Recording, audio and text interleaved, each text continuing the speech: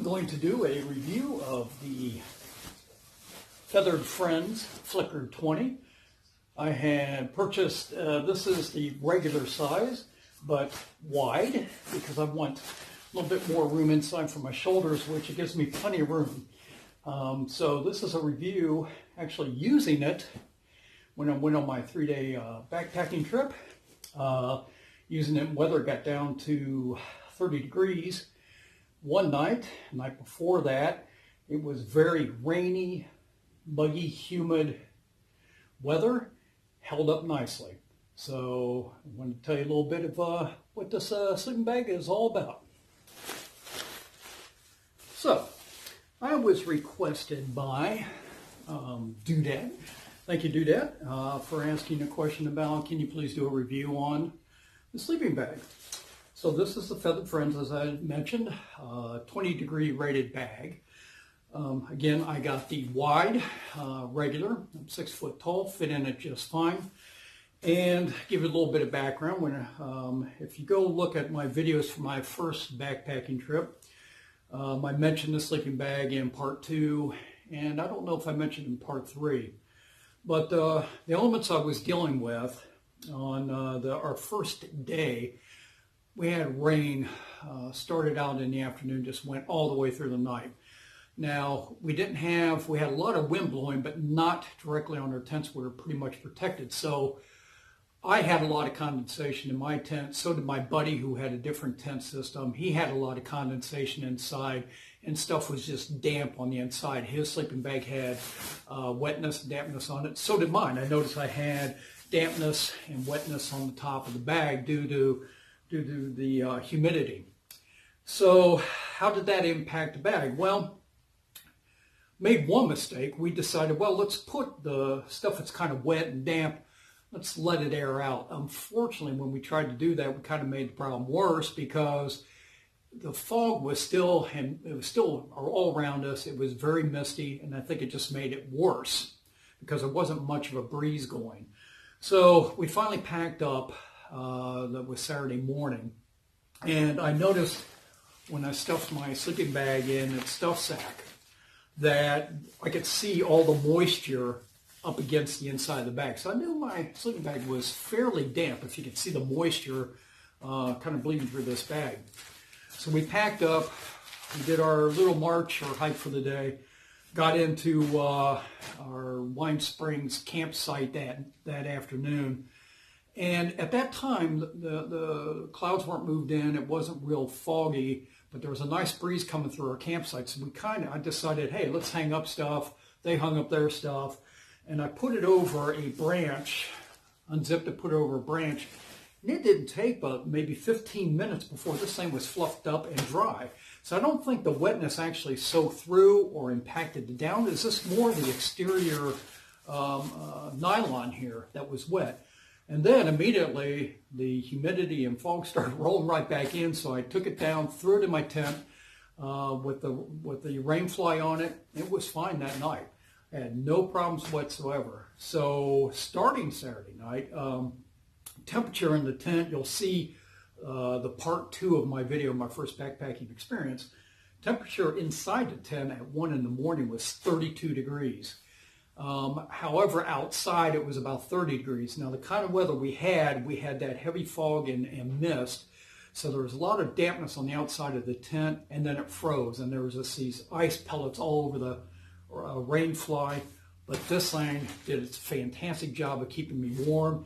The wetness and humidity did not get to it. Did a really good job. Now, keep in mind, I was also wearing, for layers, I was wearing my rain pants mainly to protect the inside of this from getting dirty from my hiking pants under that, and then thermo, real thin Under Armour thermal tights under that. And then for the top, I wasn't wearing much at all. It was just my hiking shirt and a fleece jacket. That was it. I also kept in the sleeping bag, as you'll see in that video, my water bottle, my filter, my fuel, and there was something else, my lighter. I had room to the side of me to actually put that in here along with me. So I didn't feel constrained. I could turn over easily and sleep on my side. It was quite a good experience. So I wanted to show you that. You'll notice this is quite a lofty sleeping bag.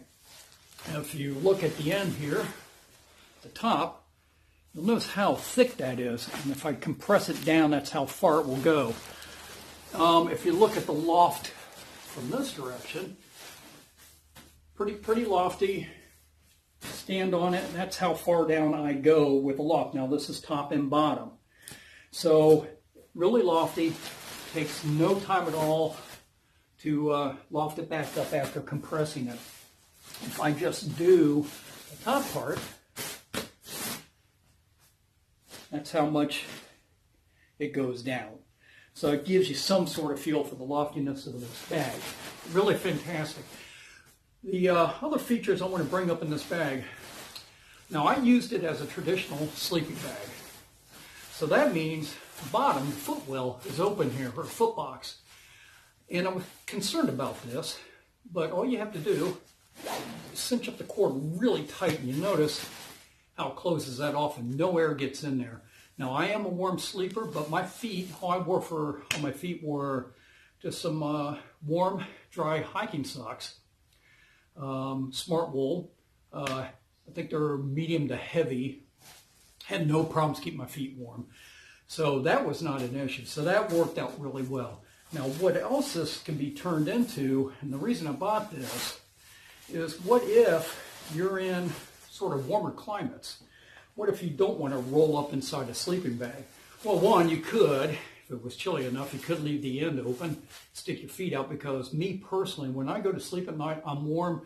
I'm always in bed sticking my feet outside the blankets to kind of cool off. You could do that here, or if you notice, this thing totally unzips into a quilt.